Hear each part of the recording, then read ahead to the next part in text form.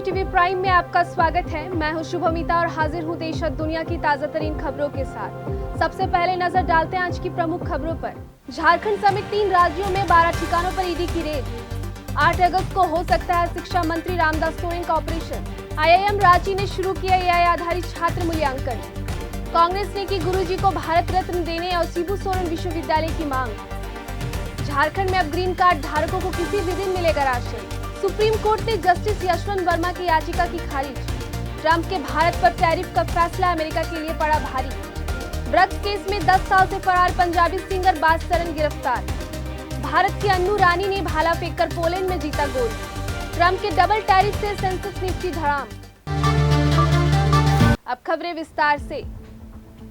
झारखंड समेत 3 राज्यों में ईडी ने 12 ठिकानों पर छापेमारी की है। ये कार्रवाई 800 करोड़ रुपए के बड़े जीएसटी घोटाले से जुड़ी है। गुरुवार सुबह से रांची, महाराष्ट्र और कोलकाता के 12 ठिकानों पर ईडी की टीम ने जांच शुरू की। झारखंड के 8 स्थानों पर विशेष छापेमारी की गई। इस मामले में ईडी ने आरोपितों के कागजी कंपनियों के 10 बैंक खातों से 60 लाख रुपए जब्त किए।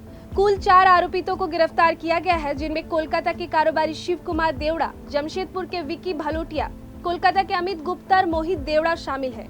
सभी आरोपी फिलहाल रांची के होटवार स्थित बिरसा मुंडा केंद्रीय कारागार में बंद है। ईडी ने इन आरोपितों से रिमांड पर पूछताछ की थी, जिससे नई जानकारियां मिली। इसके बाद गुरुवार को रांची के कृष्णा अपार्टमेंट स्थित फ्लैट से छापेमारी की शुरुआत हुई। जांच अभी जारी है। अगली खबर शिक्षा मंत्री रामदास सोरेन से जुड़ी है। झारखंड के शिक्षा मंत्री रामदास सोरेन की तबीयत नाजुक बनी हुई है। दिल्ली के अपोलो अस्पताल में उनका इलाज चल रहा है, जहां मुंबई और बेंगलुरु से आए विशेषज्ञ डॉक्टरों ने उनकी स्थिति पर चर्चा की। अगर स्वास्थ्य में कोई सुधार नहीं होता है तो 8 अगस्त को उनका ऑपरेशन किया जा सकता है। मंत्री के मस्तिष्क की सक्रियता जांचने के लिए एप्रिए टेस्ट जरूरी है, तो तकनीकी कारणों से मंगलवार और बुधवार को नहीं हो सका। इस टेस्ट के बाद ही पता चलेगा कि उनके शरीर की जीवन रक्षक प्रणाली के बिना कितनी प्रतिक्रिया है।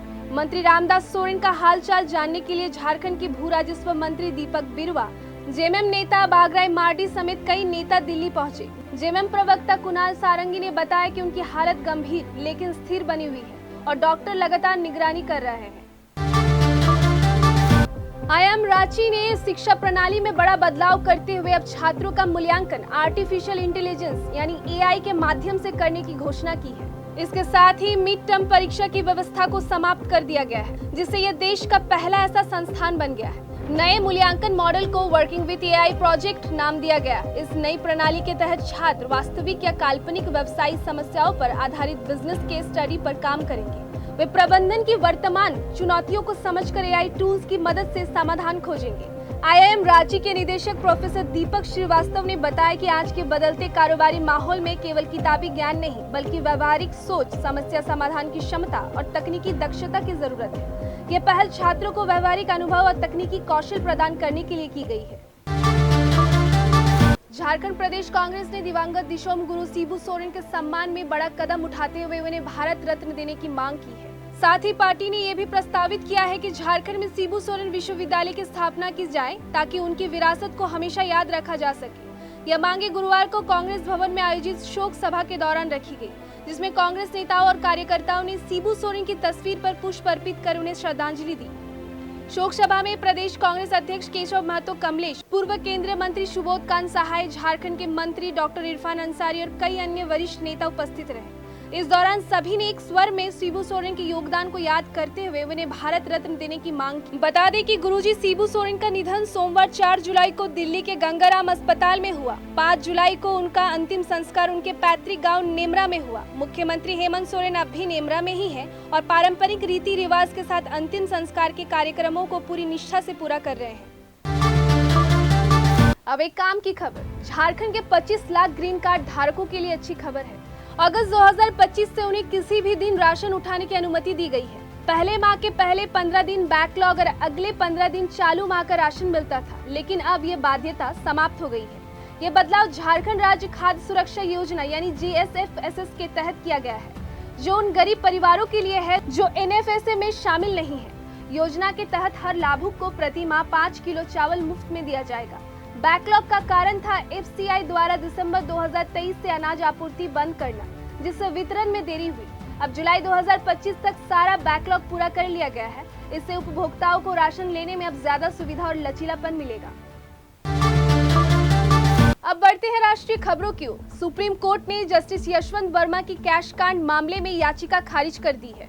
जस्टिस वर्मा ने जांच कमेटी की रिपोर्ट को रद्द करने और तत्कालीन मुख्य न्यायाधीश संजीव खन्ना द्वारा उन्हें पद से हटाने के लिए राष्ट्रपति और प्रधानमंत्री को भेजे गए पत्र को चुनौती दी थी, लेकिन कोर्ट ने इस प्रक्रिया को संवैधानिक और कानूनी माना और कहा कि इसमें कोई उल्लंघन नहीं हुआ है। सुप्रीम कोर्ट की बेंच ने कहा कि जस्टिस वर्मा के आचरण ने विश्वास नहीं जगाया और मुख्य न्यायाधीश की कार्रवाई वैध थी। कोर्ट ने यह भी कहा कि नकदी जलने के वीडियो को सार्वजनिक करना अनावश्यक था, लेकिन इससे कोई असर नहीं पड़ा क्योंकि जस्टिस वर्मा ने पहले कभी इसका विरोध नहीं किया था और जांच में सहयोग किया था। बढ़ते हैं अंतर्राष्ट्रीय खबरों की ओर। अमेरिकी राष्ट्रपति डोनाल्ड ट्रंप ने भारत पर 50% टैरिफ लगाने की घोषणा की है ताकि भारत रूस से तेल खरीदना बंद करे।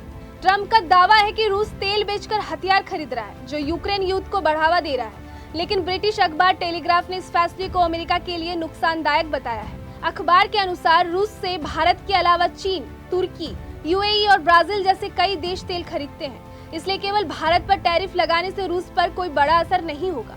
इसके अलावा भारत एशिया में चीन का प्रमुख विरोधी है और ये कदम भारत को अमेरिका से दूर कर सकता है। इससे अमेरिका एशिया में अपनी पकड़ खो सकता है। टेलीग्राफ ने कहा है कि यह फैसला भारत, चीन और रूस को और करीब लाएगा और ब्रिक्स देशों को मजबूत करेगा, जो अमेरिकी अर्थव्यवस्था के लिए चुनौती बन सकता है। अब आपको लेकर चलते हैं मनोरंजन जगत में। पंजाबी सिंगर बास सरन उर्फ जगसीर सिंह को एनसीबी ने 10 साल पुरानी अफीम तस्करी के मामले में गिरफ्तार कर लिया है। बास सरन पर 36.150 किलोग्राम अफीम की तस्करी का आरोप है और वह 2016 से फरार था।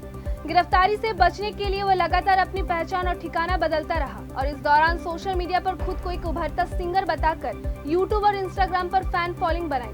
मई 2025 में एनसीबी ने उसकी गिरफ्तारी के लिए पोस्टर जारी कर 50,000 का इनाम घोषित किया था। एनसीबी के चंडीगढ़ यूनिट ने हरियाणा के सिरसा से उसे गिरफ्तार किया। कोर्ट में पेश करने के बाद उसे न्यायिक हिरासत में भेज दिया गया। हैरानी की बात यह है कि फरारी के दौरान उसने गाने रिलीज कर सोशल मीडिया पर लोकप्रियता हासिल कर ली थी। फिलहाल मामले की जाँच जारी है।